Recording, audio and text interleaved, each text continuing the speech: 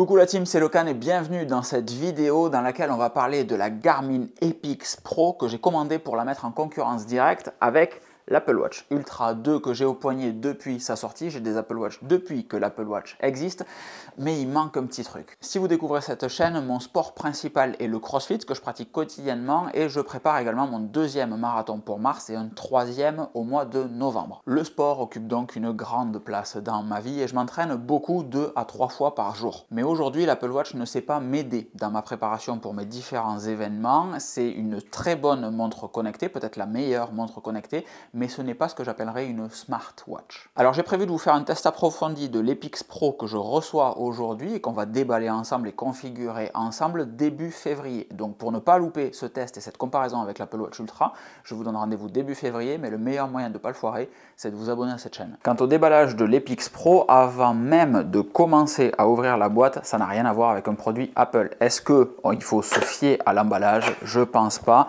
On ouvre et on a directement l'Epix Pro qui est globalement très grosse. Un simple petit emballage donc, un carton dedans et le câble d'alimentation de l'Epix Pro, c'est littéralement tout ce qu'il y a dedans. Pas ou peu de manuel, juste un petit ici pour l'Epix Pro Gen 2 Series, c'est donc la dernière qui est sortie l'été dernier. La montre, pas de bracelet de rechange et un câble d'alimentation qui est un USB-C, c'est quand même pertinent en 2024, bravo Garmin. L'Epix Pro sorti du carton, voilà à quoi ça ressemble, c'est globalement très propre. C'est réellement un beau produit en titane à l'arrière, titane sombre, on a du Epix Pro marqué ici, gravé ici.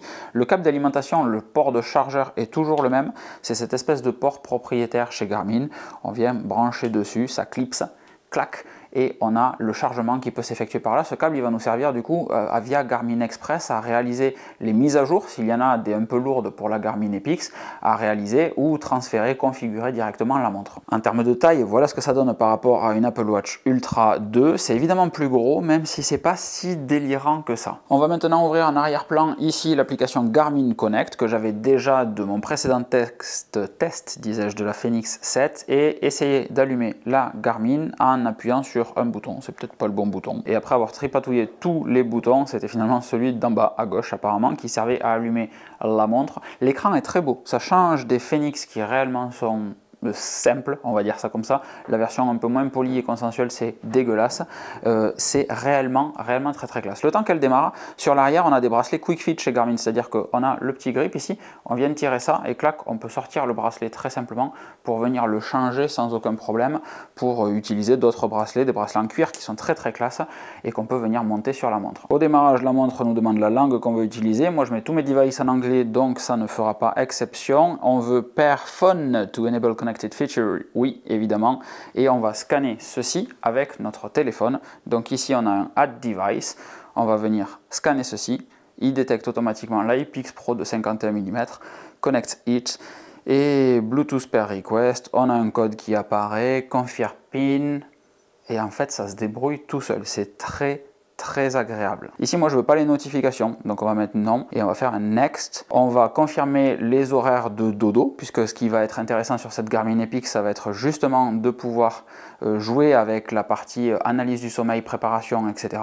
Et on va maintenant synchroniser l'Epix. Et là l'onboarding continue, nous indique que si on appuie 2 fois sur ce bouton là, on va avoir l'accès à la lampe ici. Si on appuie 2 fois, ça éteint la lampe, plutôt très cool. Et voilà. Et la Epix Pro a ces derniers capteurs cardiaques là avec la fonctionnalité ECG, c'est pour ça qu'on a un petit joint tout autour, les 4 plaques métalliques à la couleur titane assez claire et le nouveau capteur optique sur l'arrière. Il suffit de mettre le doigt dessus, clac, et ça, vous voyez, ça démarre pour faire lancer une mesure cardiaque. Bon, plutôt pas mal. Une fois que les mises à jour de cette montre ont été terminées, je suis allé la challenger sur mon entraînement quotidien de CrossFit. Et là, baston avec l'Apple Watch Ultra que j'utilise depuis qu'elle est sortie en réalité, donc 2 ans maintenant. Apple Watch Ultra au poignet gauche, Garmin Epix Gen 2 au poignet droit.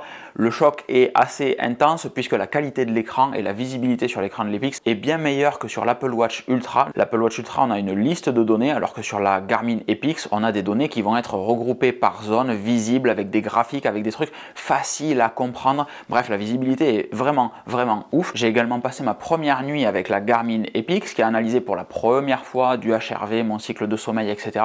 Le réveil, c'était très bien passé. J'avais les 2 montres pour faire dodo là aussi. Ça va pas être toujours le cas, hein, mais c'est le cas pour l'instant.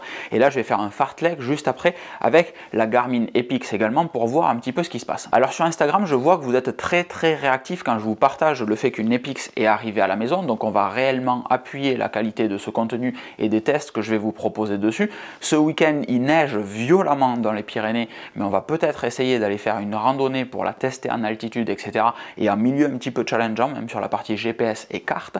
Les cartes arrivent déjà préchargées dessus et il y a un petit souci en fait sur les cartes avec Garmin, c'est que l'ergonomie, l'interaction, la facilité, la pédagogie d'utilisation et d'installation des nouvelles cartes, c'est clairement pas ça en fait, c'est réellement complexe et chiant pour faire simple.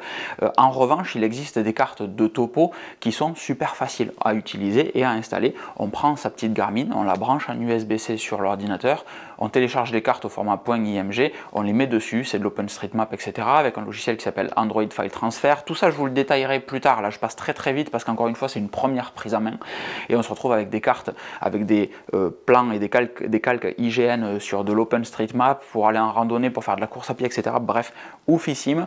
Et on a la capacité d'avoir beaucoup de cartes dessus puisqu'il y a une grosse mémoire interne embarquée, je crois que c'est une 30aine de gigas. Durant la pandémie, quand j'ai commencé la course à pied, en réalité, j'avais déjà acheté une Garmin Fenix que j'ai adoré. Garmin était vraiment en avance déjà sur la charge d'entraînement, les indices de récupération, les indices par filière, les impacts des différents entraînements par filière, etc.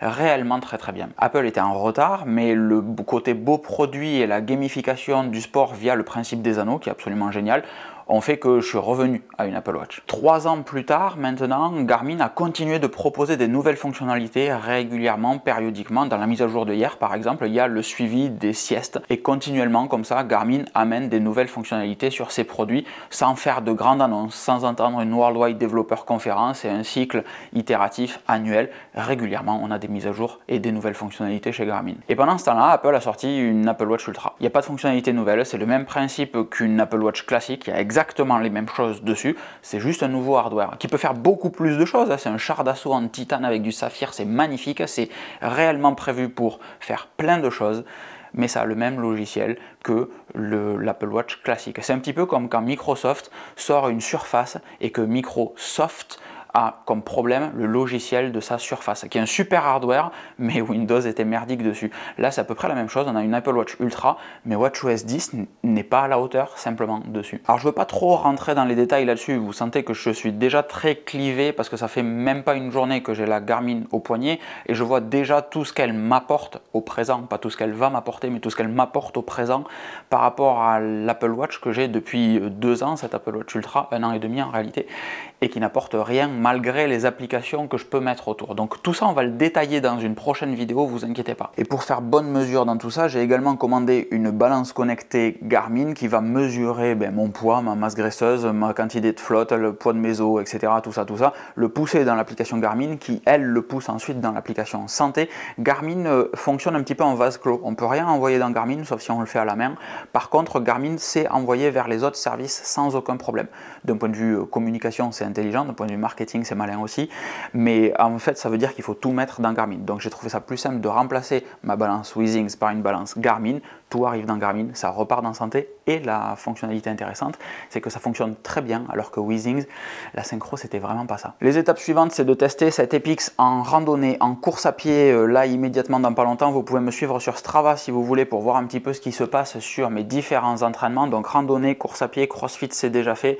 Tester un petit peu tout ça, les phases de récupération, l'analyse et l'intelligence de cette Garmin Epix. Pour revenir avec vous avec davantage de data, vous pouvez suivre l'évolution de tous ces tests dans les coulisses sur Instagram. Vous pouvez également participer au Discord dont le lien est dans la description. C'est la période bonne résolution, il n'y a que des personnes motivées et motivantes sur ce Discord. Ça vous coûte 5 € par mois, c'est la moitié du prix d'un McDo et ça vous permettra de réellement vous challenger un petit peu dans votre vie. Je vous souhaite une excellente fin de journée et je vous dis à très vite. Ciao ciao.